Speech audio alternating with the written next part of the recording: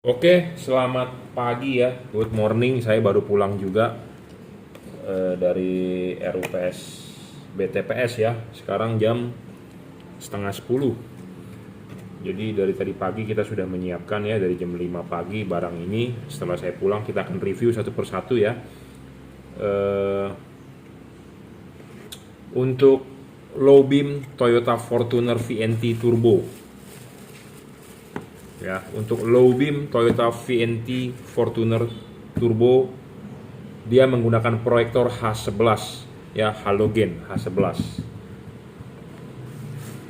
Nanti kita akan gabung reviewnya dengan BRV. Jadi satu paket ya dengan BRV. BRV itu Honda ya, sama kelasnya proyektornya H11 halogen ya.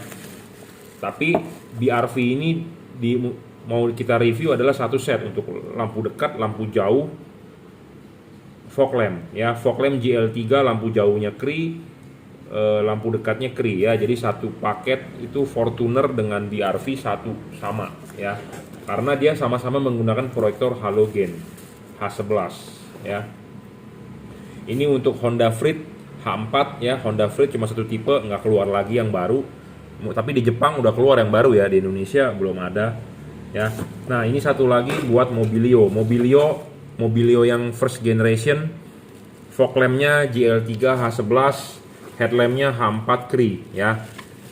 Jadi Mobilio dengan Honda Freed ya. Kita akan review dulu satu persatu ya.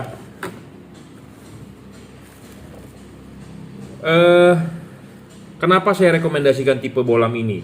H11 buat Toyota Fortuner atau untuk Honda BRV. Jadi sebenarnya ini satu kelas ya. Toyota Avanza Veloz, Toyota Fortuner, Toyota Sienta ya. Itu satu paket, proyektornya sama, lahirnya sama ya, cuma beda casingnya beda-beda. Jadi mobilnya beda, casingnya beda. Tapi kalau proyektornya 11-12 ya. Sama dengan Honda CR-V, Honda BR-V, Honda HR-V yang baru juga proyektornya halogen H11. Jadi 11-12 lah ya. Kalau Suzuki dipakai di R3 yang 2020 ya.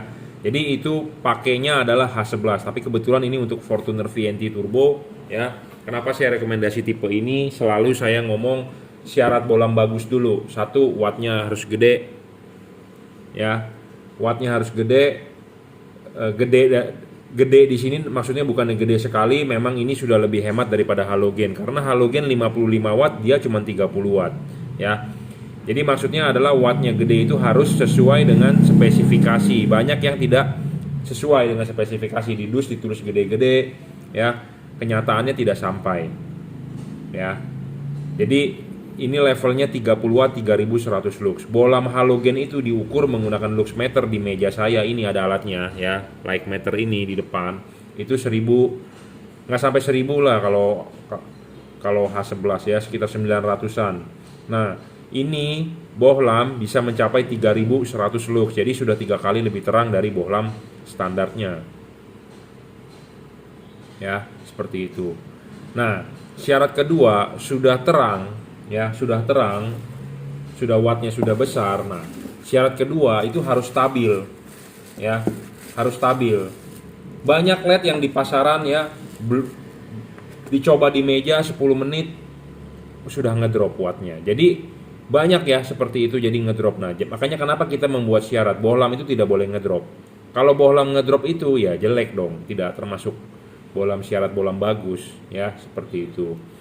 Ketiga, adjustable. Nah adjustable ini lebih penting di proyektor. Kenapa? Karena proyektor ini tipe sorotan samping ya.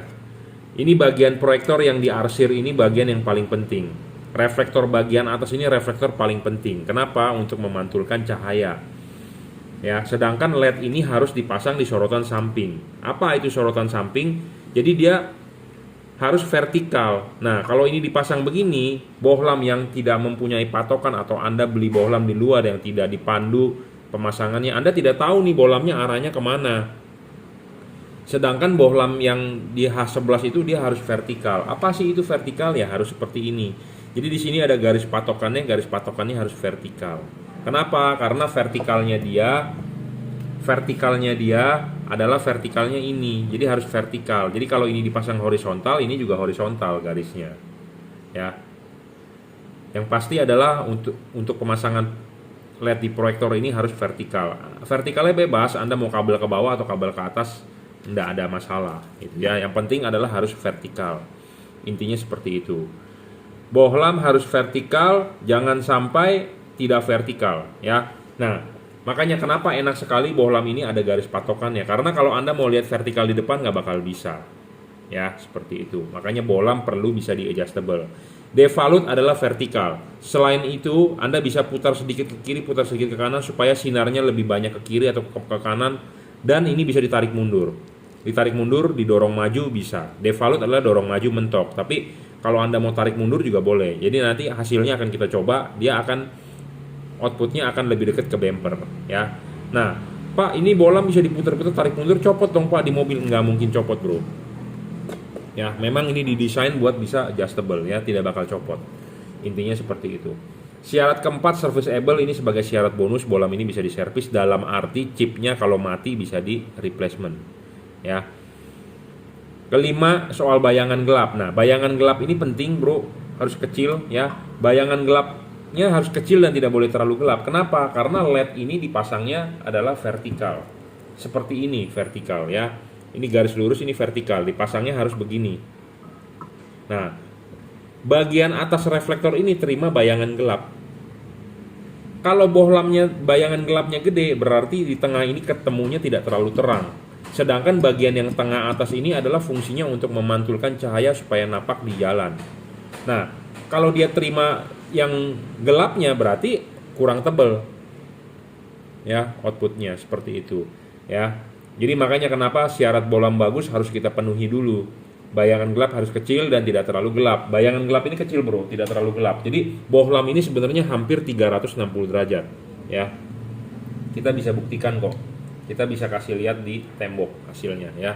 Jadi sinar yang ke depan ini bayangan gelapnya sedikit tuh, tidak terlalu gelap dan tidak terlalu terang. Kalau gelap kan begini tuh, gelap banget ya, kehalangan ya. Kalau ini kan terang tuh ya, tidak terlalu gelap dan tidak lebar, itu intinya. Dan dia chipnya ini ada lensa. Lensa ini sebenarnya membantu pembiasan ya. Saya ada bohlam ini, kita potong lensanya, hasil outputnya jadi nggak bagus ya. Makanya ini ada lensa, ini ada tujuannya. Jadi si chip ini ada lensa, ada tujuannya, bukan sembarangan. Ya, seperti itu. Nah, syarat ke-6 adalah tidak storing. Bohlam tidak boleh storing. Storing ini dalam arti tidak mengganggu radio mobil Anda. Ya, banyak LED yang mengganggu radio mobil Anda. Jadi LED waktu nyala radio mobil Anda suaranya mengecil. Ya, mengecil, kersak-kersak segala macam. Yang parahnya adalah mengganggu komponen kerja elektronik mobil Anda, sensor-sensor ya, throttle body. Jadi waktu lampu nyala kok digas, lemot ya. Nah, itu storing. Bohlam ini tidak storing, dijamin ya. Karena udah ada uji cobanya. Nah, syarat ke-7 soal pendinginan ya, penting. Bohlam ini juga sudah double cooper, sudah bagus. Ya, tidak, pendinginannya oke lah. Kipas juga gede, ball bearing ya, dia ada siripnya.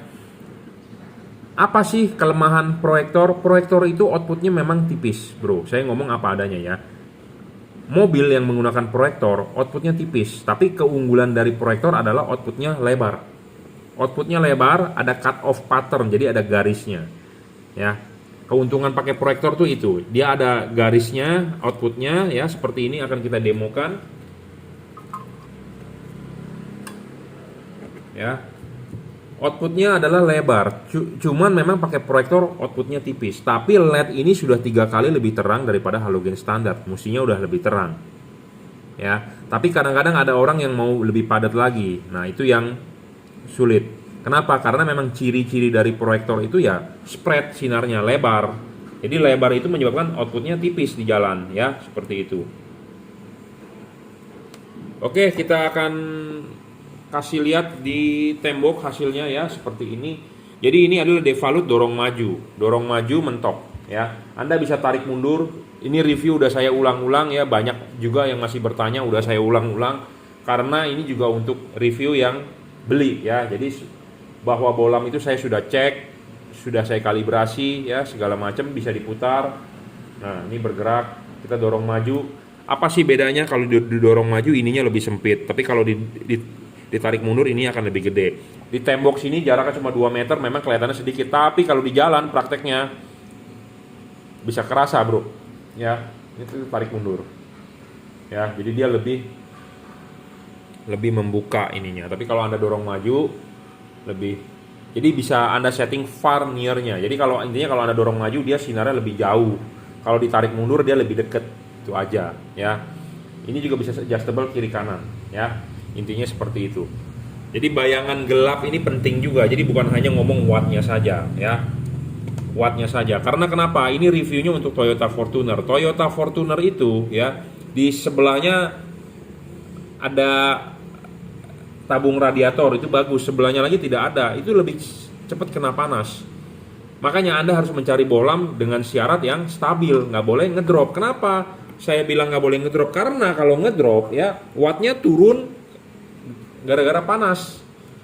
Karena mobil diesel itu relatif lebih panasnya lebih ekstrim ya dibandingkan mobil solar bensin ya. Solar memang karakternya begitu, lebih panas karena dia kan nggak ada busi. Memang pembakarannya ya harus dari panas mesin gitu ya. Memang semua mobil panas, cuma maksud saya adalah mesin diesel pasti harus lebih panas pasti hasilnya lebih panas dibandingkan mesin bensin ya, seperti itu, dan getarannya tinggi biasanya. Walaupun mobil zaman sekarang sudah injeksi, tapi namanya diesel ada lebih getaran. Nah, makanya kabel ini sudah dirajut oleh nilon tahan tarik ya, driverless. Jadi ini tinggal colok soket saja. Kalau begini coloknya nggak nyala ya dibalik, jangan komplain dulu ya. Dia tanpa driver, jadi Anda tidak perlu pusing-pusing ngikat driver ke kabel atau kemana ya. Kalau Anda nggak ikat, ya dia akan goyang seirama dengan jalanan ya, jalanan rusak, getaran mesin. Kalah bro di sininya. Biasanya kalah kalau yang ada drivernya. Apalagi yang belum dirajut. LED ini sudah dirajut, jadi Anda nggak perlu khawatir ya. Jadi sama untuk Honda BR-V pun begitu juga ya. Honda BR-V pemasangan juga tinggal PNP ya, sama. Tinggal colok, tidak ada yang ribet.